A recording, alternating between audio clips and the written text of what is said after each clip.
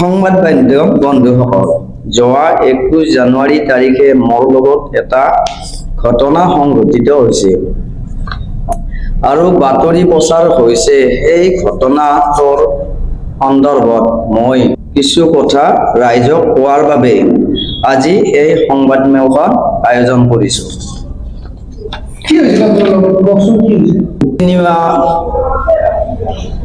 আগৰ পৰাই দুই ঘৰ মানুহৰ মাজত মাটিৰ সীমালৈ কাজিয়া পেচাল হৈ থাকে, তৰ্কা বিবাদ।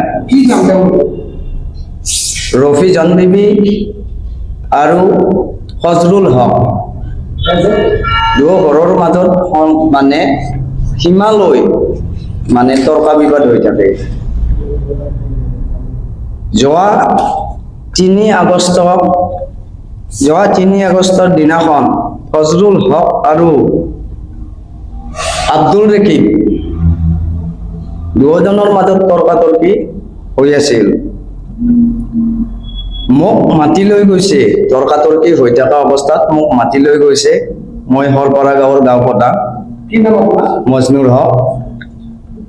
দুয়োটাকে মই মাতি লৈ যাওঁতে মই দুয়োটাকে বুজাই আছিলোঁ যে তৰ্কবাদ কৰিব নালাগে, আইনৰ ফালে যা, ডিমাৰ্কেশ্যন কৰি ল, তেতিয়া সীমাটো নিজে দুয়ো ঘৰে মিলাই ল'ব পাৰিবা। তেনেতে ফজলুল হকে 6 ভাইক, ফজলুল হকৰ ভায়েক 6জনক আৰু লগতে পুলিচ মাতি আনে। ফজলুল হকে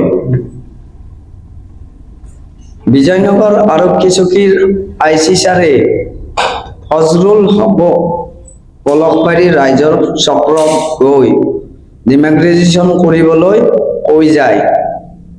1 সপ্তাহ 10 দিন আব্দুল ৰেকিবক সীমাৰ বেৰা নিদিবলৈ বাধা প্ৰদান কৰি যায়। পুলিচে আহে আৰু 6জন ভাইক আহি পেলাই তাৰপিছত তেওঁলোক মোটামুটি 20-25 দিন একো নাই, তাৰে পিছত আকৌ মানে হাই কাজিয়া নাই, আছে তেনেকৈ। 17 জানুৱাৰীত পুনৰ তেওঁলোকে তৰ্ক বিবাদ কৰি থাকে। মই বিচনাত থাকোঁতে হাল্লা চিল্লা শুনি ৰাস্তাৰ ফালে ব্ৰাছ কৰি গৈছিলোঁ।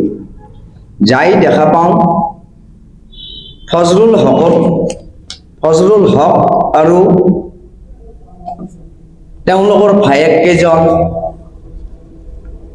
আৰু তেওঁলোকৰ ভতিজা আছে 4-5জন মান, এনেকে মোটামুটি 20-25 জন মান মানে আহি সেই স্কুলখনৰ ফালে হয়, এখন ধৰ্মিষ্ঠৰ মানে সেই জেনেৰেল শিক্ষাও হয়, আৰবিক শিক্ষাও হয়, মাদ্ৰাছা এখন আছে তাত। স্কুলখনৰ কমিটি আছে, তাত কমিটি চলাই থাকে। স্কুলখনৰ নিজাববীয়া মালিক নাই, কমিটিৰ ফালৰ পৰা চলাই থাকে কমিটি। স্কুলখন আপোনাৰ বুলি ওলাইছিল নাই? এইটো মিছা কথা। মই কিয় চলাম স্কুল? মই গাঁও প্ৰধান হয়, মই স্কুল চলোৱা সময় নাথাকে ন। মই কমিটিত মানে গাঁও প্ৰধান হিচাপে মোক সকলোতে নিয়োগ কৰি ৰাখে। মোক এটা সদস্যৰ ভাৱ দি থয়, সকলোৱে দি থয়, ঠিক তেনেধৰণে মই থাকো। তাৰপিছত হাল্লা চিল্লা শুনি মই ওলাই যাই দেখা পাওঁ ফজলুল হকৰ গোটেই ভায়েক কেইজন আহি শিল দৈলাদলি কৰে, খিৰিকী বিলাক ভাঙি দিয়ে। স্কুলৰ হয়, ভিডিঅ' আছে, ভিডিঅ' ফুটেজ আছে, দিব পাৰিম। মই আমাৰ ইহঁতৰ শিল দৈলাদলি হৈ থকা অৱস্থাত আমাৰ ইহঁতক খিৰিকীৰ পৰা আঁতৰ কৰি আনি বেলেগ এটা ৰুমত দেখি মানে সোমাই থৈ দিওঁ যেন হাই কাজিয়া নহয়। তাৰে আব্দুল ৰেকিব যিজন, তেখেত মোৰ ভাই হয়। এতিয়া মই ভাই হিচাপে যোৱা নাই, মই গাঁও প্ৰধান হিচাপে মাতিছে, মই তাত গৈছোঁ। গৈ পেলাই মই হাই কাজিয়া যেন দুয়োপক্ষৰ মাজত মানে হতাহতি নহয়, সেইকাৰণে মই মোৰ ভাইকে চেপি আনি পেলাই সেইফালৰ ৰুমত সোমাই দিওঁ। তেতিয়া তেওঁলোকে পাথৰ, ইমান ডাঙৰ ডাঙৰ পাথৰ মাৰিয়ে আছে, মই খিৰিকীৰ ওচৰতে আছিলোঁ।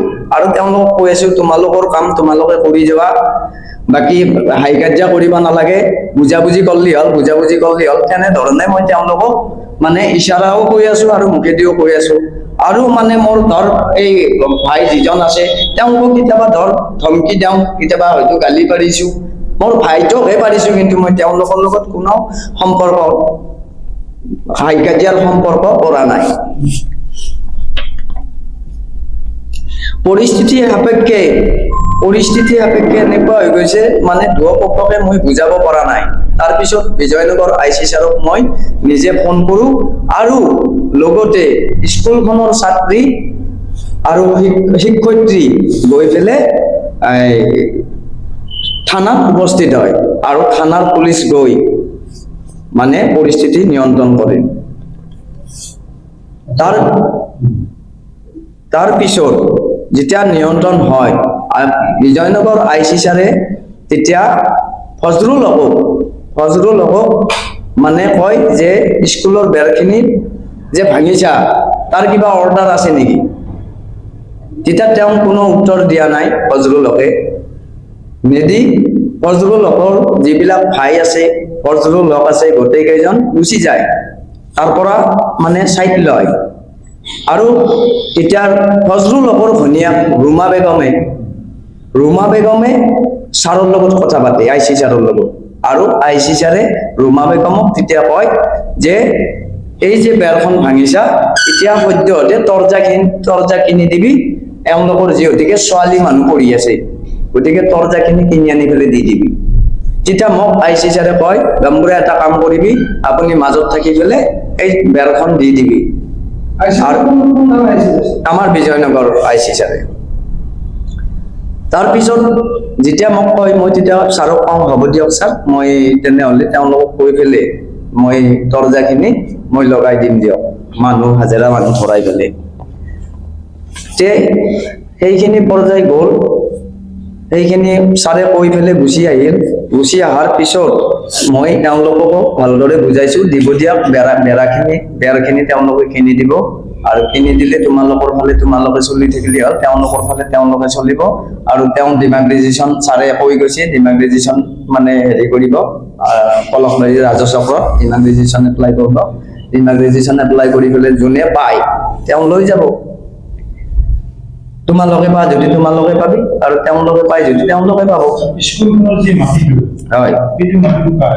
সেইটো মাটিটো তেওঁলোকে কওঁতে গোটেইবাৰ মানুহ স্কুলখনে দখল কৰি আছে, এই বিষয়ে কি ক'ব?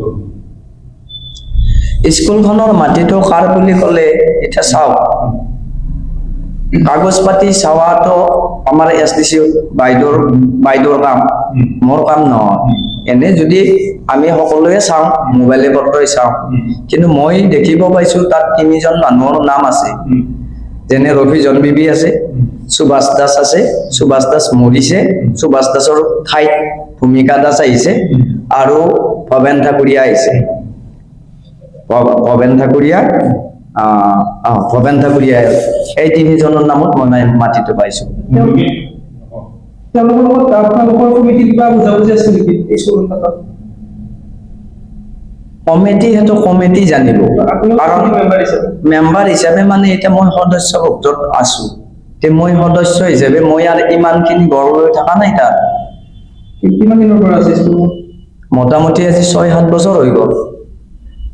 মই ইমানখিনি আৰু বিতংভাৱে মাটিটোৰ বিষয়ে ক'ব নোৱাৰিম, কাৰণ মোৰ মাটিলৈ কোনো সম্পৰ্ক নাই, মাটিটোত মোৰ কোনো সম্পৰ্ক নাই। যদিও মোৰ মা তাত আছে, যদিও মোৰ ভাই তাত আছে, মই তাত নাই, কাৰণ মই গাঁও প্ৰধানে, মই মাটিৰ অনাৰ নহয়। যদি মই মাটিৰ অনাৰ হলো হয়, মই তাত থাকিলো হয়, মই মাটিৰ অনাৰ নহয়, মই ছোৱালীৰ ফালে মোৰ ঘৰ দুৱাৰ, আৰু মই ছোৱালীৰ ফালেহে থাকো। সেইটো ঘটনাটো চলিছে বাৰন্তি ৰঙামাটিৰ ফালে মই নাথাকো, মোৰ ঘৰ আছে ছোৱালীৰ ফালে। আপুনি চৰকাৰী বিষয়া হোৱাৰ পিছতো আপোনাক কিয় গ্ৰেপ্তাৰ কৰিলে? সেইটোৱে মই মানে আপোনালোকক অলপ ক'ব লাগিব, তেতিয়া আপোনালোকে বুজি পাব নিশ্চয়। মই সমাজকৰ্মী হিচাপে মোৰ চাকৰি পোৱাৰ 5 বছৰ মান হৈ গ'ল, মই আজিলৈ কাৰো লগতে হাই কাজিয়া কৰা নাই। মোক গাঁও প্ৰধান হিচাপে যোনে তোনে মাতি লৈ যায় আৰু মই মাতিলে যাব লগা হয়।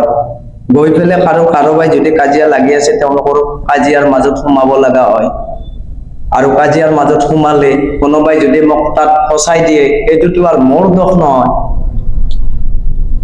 সেইটো যদি ৰাইজে যদি তেনেকুৱা কৰে আমাৰ গাঁও প্ৰধানখিনি কেনেকৈ যাব? সমাজৰ কাজিয়া ভাঙিব, সমাজৰ বিচাৰ কৰিব, কেনেকৈ যাব? মই বুলিয়ে নহয়, আজি মই হয়তো এনেকুৱা এটা বিভ্ৰান্তিত মানে ফাঁচি গলো, তে মোৰ নিচিনা আৰু বেলেগ গাঁও প্ৰধানেওতো ফাঁচিব এনেকৈ। কাৰণ মই তাত যদি মই হাই কাজিয়া কৰিলো হয়, তাত যদি মই কিবা অস্ত্ৰ তৰোৱাল ললো হয়, তেতিয়া মই দুখী। মইতো অস্ত্ৰ তৰোৱাল তাত লৈ যোৱা নাই। আপোনাৰ কোনো অভিযোগ আছে আপুনি কিবা অস্ত্ৰ লৈ গৈছে? অস্ত্ৰ লৈ গৈছে? মই আপোনালোকে চাগে যিটো ভিডিঅ' চলিছে সেই ভিডিঅ'টোত আপোনালোকে দেখা পাইছে মই এনে ধৰণে চাদা বনাই আছিলো। আৰু মোৰ আঙুল দুটা যদি অস্ত্ৰ হয় তেতিয়াহ'লে অস্ত্ৰ, আৰু যদি অস্ত্ৰ নহয় বুলি ভাবে আপোনালোকে যিটো ভিডিঅ' চলিছে সেই ভিডিঅ'টো ভালকৈ চাব। যদি মোৰ তাত কিবা অস্ত্ৰ আপোনালোকে দেখা পাইছে তেনেহ'লে ঠিকে আছে, আৰু যদি দেখা পোৱা নাই তেতিয়াহ'লে মই অস্ত্ৰ লোৱাই নাই। আৰু মই অস্ত্ৰ ল'ব লগা মোৰ তাত কথাই নাই। মই বাৰম্বাৰ কৈছো যে মোৰ মাটিটোৰ লগত কোনো সম্পৰ্কই নাই। মই কেৱল তাত উপস্থিত হৈছো গাঁও প্ৰধান হিচাপে, কিয় মোক মাটি লৈ যোৱা হিচাপে। কাজিয়া পেচাল হৈছে, মোক মাটি লৈ গৈছে, মই এই কাৰণে তাত উপস্থিত হৈছো। আপনি সরকারি গামবুড়া, আপনার হয়। সরকারি গামবুড়া হওয়ার পিছতো এই পার্টি দুটা কোনো গ্রেফতার করে আপনার কেউ গ্রেফতার করলেন? এই কথাখিনিয়ে মই আজিলৈয়ে বুজি পোৱা নাই। মই কিয় গ্ৰেপ্তাৰ হলো, মই কিহৰ কাৰণে মানে মেজিষ্ট্ৰেটৰ ওচৰত যাব লগা হ'ল, এইখিনি কথাই মই নিজকে বুজি পোৱা নাই কি কাৰণত গ্ৰেপ্তাৰ হলো। আৰু মই বিজয়নগৰ থানাত সুধিছো যে মোক গ্ৰেপ্তাৰ কিহৰ কাৰণে কৰা হয়। তে তাত কিবা তেওঁলোকে কৈছে গৰুৰ হাত দি পেলোৱা, আৰু কৈছে যে ছোৱালীৰ মানে প্ৰসাৱ পেন পেলোৱা। তে সেইবিলাকতো মোৰ কাম নহয়, সেইবিলাক চাই থকা মোৰ কাম নেকি? স্কুলখন কমিটিৰ কাম বা স্কুলখনৰ দায়িত্ব। মই গাঁও প্ৰধান হিচাপে সকলোখিনি মই তাত নিগৰানীত ৰাখিব নোৱাৰিম নহয়। মোক অফিচৰ পৰা বেলেগ কাম দিছে, ৰেজিষ্ট্ৰেশ্যন কৰা কাম দিছে, মানুহৰ ID বনাই দিব দিছে, কৃষকৰ ID বনাই দিব দিছে। মই সেইবিলাক কামত দৌৰি থাকো, মই ইলেকশ্যনৰ কামত দৌৰি আছো। তে মোৰ নানান ধৰণৰ কাম আহে, মই সেইবিলাক চাই থকা মোৰ তাত দায়িত্ব মই পাতি লোৱা নাই নহয়। স্কুলৰ ছাত্ৰী কি কৰিছে কি কৰা নাই সেইটো মোৰ চোৱা দায়িত্ব নহয়, কাৰণ ছোৱালীখিনি মোৰ জিম্মাত নাই নহয়। যদি ছোৱালীখিনি মোৰ জিম্মাত থাকিল হয় তেতিয়াহ'লে মই দায়িত্ব ললো হয়, যে মোৰ জিম্মাত নাই। নিউজটোতো আৰু এটা হৈছে যে ছোৱালী এজনীক কিবা হালিগাঁৱৰ ছোৱালী এজনীক মানে দুয়ো ভায়েকে লগ লাগি কোবাইছে, লাংটা কৰি কোবাইছে, কাপোৰ খুলি কোবাইছে, এনে ধৰণৰ নিউজো মই শুনিছো। তে মই তাৰ শিক্ষক না কিবা, যে মই কেনেকে কোবাব যাব পাৰিম আপোনালোকে চাওকচোন।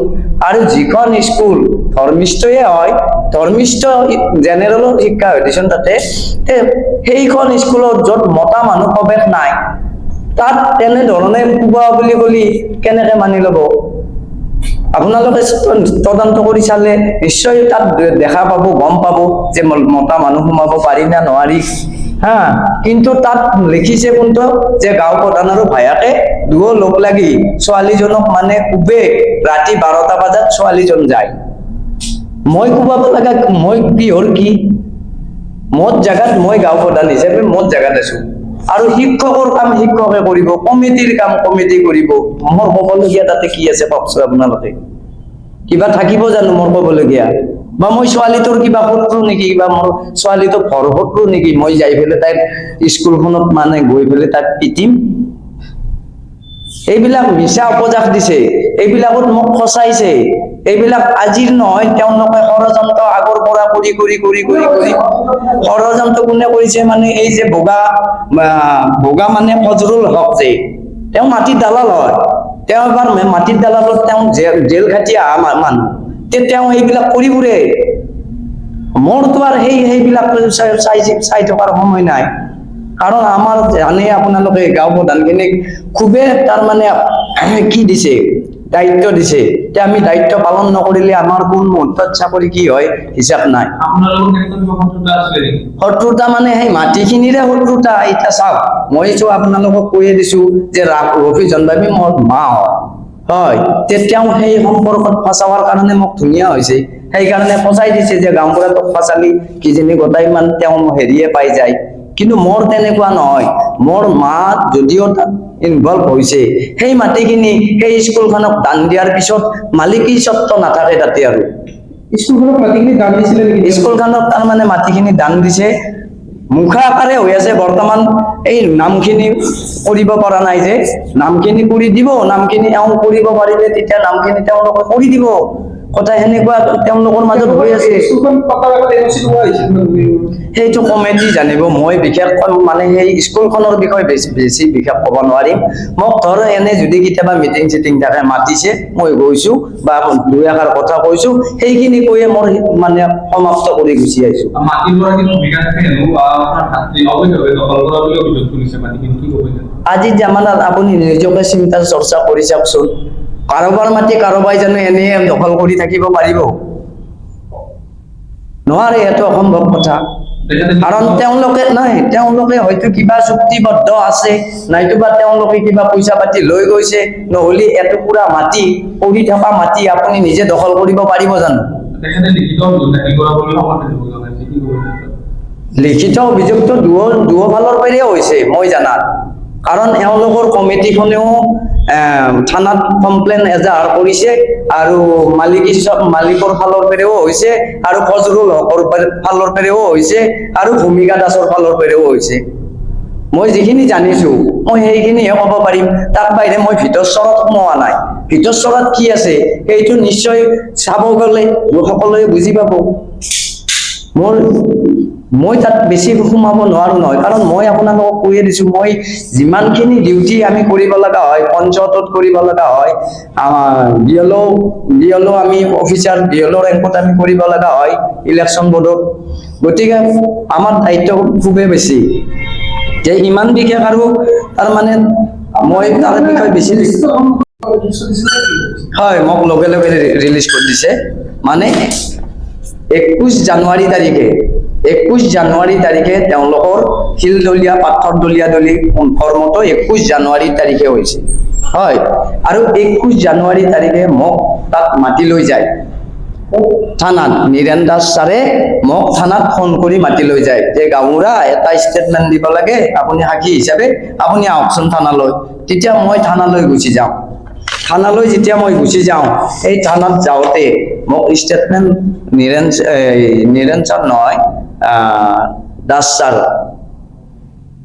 নহয়, কলাকে এজন তেখেতৰ নামটো মই পাহৰি, মেধি ডেকা,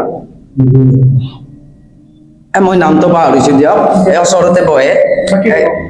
তেখেত ছাৰক ল'ব দিছে, IC ছাৰে কৈছে এখেতৰ ষ্টেটমেণ্টটো লৈ লওক। এই ষ্টেটমেণ্টটো মই যেতিয়া দিলো, থানাই IC ছাৰে আহি কৰা হৈছে, তুমি উকিল ঠিক কৰি লোৱা। মই তেতিয়া নিজকে হতক হৈ গলো, কি মোক মানে আটক কৰা হ'ল, মই উকিল ঠিক কৰিব লাগে, মই ছাৰ বুজি পোৱা নাই কি কৈ আছে আপুনি এইবিলাক। তেতিয়া ছাৰে তাৰমানে কৈছে কি তোমাক হেৰি আমিনগাঁৱত লৈ যোৱা হ'ব, আৰু আমিনগাঁৱত তোমাক হাজিৰ কৰিব লাগিব। মই বোলো ছাৰ কিহৰ কাৰণে? তাত বুজি পাবা তুমি। তাৰপিছত মই আমিনগাঁৱত লৈ মোটামুটি 11টা 12টা মান বাজিছে দিনত, 21 তাৰিখে 11টা 12টা মান বাজিছে দিনত। তেতিয়া মোক IC ছাৰে গাড়ীত ভৰাই আমিনগাঁৱলৈ লৈ যায়।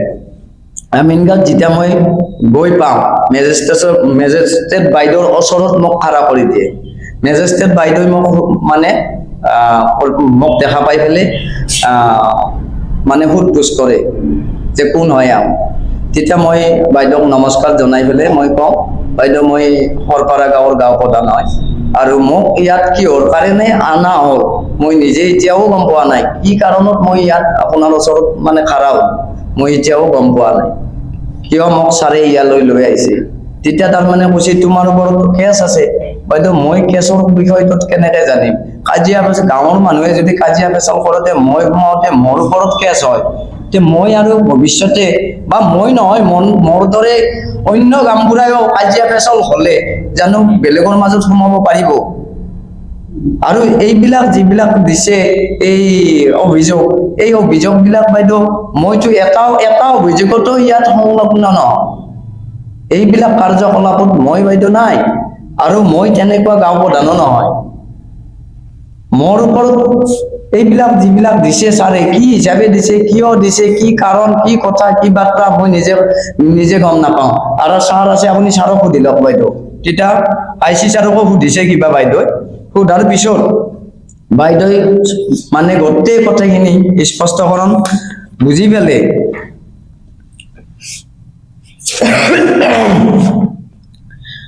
পেলে মোক লাষ্ট এটা শব্দ সুধিছে যে তুমি স্কুলখনত কিবা জড়িত আছা নেকি? মই তেতিয়া কৈছো নাই বাইদেউ, মই এজন মানে সমাজকৰ্মী হিচাপে, সমাজৰ গণ্যমান্য ব্যক্তি হিচাপে মোক সেই স্কুলখনত মানে এটা নাম দি থয়। আৰু সেই নামটোত কেতিয়াবা বিচাৰপীঠ হলে, কেতিয়াবা কিবা হলে মোক হয়তো মাতি লৈ যায়, মানে ধৰ কিবা দুই এষাৰ কেতিয়াবা কথা ৰাখো বা কেতিয়াবা নাৰাখো, ঠিক তেনেধৰণে মানে আছে। আৰু স্কুলখনত বাইদেউ কমিটি আছে, স্কুলখন কমিটি পৰিচালনা কৰে। তাত মোৰ কোনো ক'বলগীয়া নাই বা মোৰ কোনো তাত অহা যোৱাও নাই, মই অহা যোৱাও তেনেকে নকৰো। তেতিয়া বাইদেৱে সকলোখিনি বুজি উঠি বাইদেৱে মোক লগালগ জামিন মানে খাৰিজ কৰি দিয়ে, জামিন মোক উদ্ধাৰ কৰি দিয়ে। যিবেলে বাইদেৱে কয় যে তুমি যোৱা, তোমাৰ মই জামিন কৰি দিয়া হয়। আৰু মই লগালগ জামিন লৈ পেলাই মই ঘৰত আহি, মোৰ মানে অসুখ হৈ আছিল, মানে বুকত চৰ্দি বহি গৈছি, আৰু মই তেতিয়া আহি পেলাই ঘৰত মানে আহি পেলাই এইখিনিয়ে। আৰু যোৱাকালি মই নিয়মীয়া বাৰ্তাত মই মানে এটা ভিডিঅ' ফুটেজ পাইছো। তাত লিখিছে যে গাঁও প্ৰধানে বেলেগৰ মাটি আত্মসাৎ কৰি ৰখা অভিযোগ। মই যিখিনি মাটিত আছো সেইখিনি মোৰ আজো ককাৰ দিনৰে মাটি। মোৰ আজো ককা গুচি গ'ল, মোৰ ককা গুচি গ'ল, মোৰ দেউতা গুচি গ'ল, তাৰ পিছত মোৰ নাম লাগিছে। আৰু মই নামাকৰণ হিচাপে মোৰ মাটিখিনিত মই আজিলৈ বসতি কৰি আছো। আৰু মানে 2-3 ঘৰ মানুহে তাত কয় যে আমাৰ ৰেষ্টাৰ দলিল আছে, এইখিনি মাটি আমাৰ। মই বোলো আপোনালোকে যদি কিনি কৰিছে, আপোনালোকে দখল কিয় লোৱা নাই? দখল ল'ব লাগিছিল, তেতিয়াতো মই বহি নাথাকিলো হয়, বা মোৰ দেউতা বহি নাথাকিল হয়, মোৰ ককা বহি নাথাকিল হয়। এতিয়া মই কেনেকে জানিম? মই হৈছো 37 বছৰৰ চলি, আৰু আপোনালোকে মাটি কিনছে 64, আৰু এজনে মাটি কিনিছে 68-ত, 1968-ত আৰু 1964-ত মাটি কিনা বেচা হৈছে ৰাস্তাৰ দলিল দুখনে। তে মই যোৱাকালি এই হেৰিটো পাই পেলাই মই নিজকে ভয় খাইছো যে কি ডাঙৰ মই ভুল কৰিলো, আৰু এই ভুলৰ পৰিণাম কি হ'ব কি নহ'ব মই নিজকে সিমান বুদ্ধি চলিও নহয়, মই সিমান অভিজ্ঞ ব্যক্তিও নহয় মই। গতিকে মই ভয় খাই পেলাই আজি মই এই প্ৰেছ মিটটো দিব লগা হৈছে। নহ'লে মই এইখিনিও হয়তো নকৰিলো হয়। মই মানে ধৰ মোৰ দাদা খুৰাক সুধি পেলাই এইখিনি মই এটা বুদ্ধি পাৱা কাৰণে মই আপোনালোকৰ ওচৰত মানে এইখিনি আজি ক'বৰ কাৰণে আপোনালোকক মাতিছো। আৰু এইখিনিয়ে মোৰ ক'বলগীয়া কথা। আপোনালোকে কি বিচাৰ কৰে মোৰ কথাখিনিৰ ওপৰত আপোনালোকে চালি জাৰি চাব। মই কিন্তু কোনো অপৰাধ কাম আজিলৈ কৰা নাই, আৰু ভৱিষ্যতে কৰা নাই নহয়, মই নকৰোঁ। আৰু কিছুমান এই যে দালাল দুটাৰ কথা কৈছিলো মই, এওঁলোকে মোৰ তাত মোক পইচাৰ ফিগাৰ দেখা পায়, আহি পেলাই নমৰা মানুহকো মৰা চাৰ্টিফিকেট দিব লাগে, এনেধৰণৰো তেওঁলোকে মোক প্ৰস্তাৱ দি গৈছে আগতে। গতিকে মই এটাই কথা কৈছো যে মোক এইবিলাক নালাগে, আৰু মই 2 নম্বৰী কাম নকৰো। আৰু সেনেকুৱা 2 নম্বৰী আপোনালোকে চালি জাৰি চাব, মোৰ যদি আছে মই ভুক্তভোগী, আৰু যদি মই নাই তেতিয়াহ'লে আপোনালোকে সুবিচাৰ কৰিব বুলি মই আশা ৰাখিছোঁ।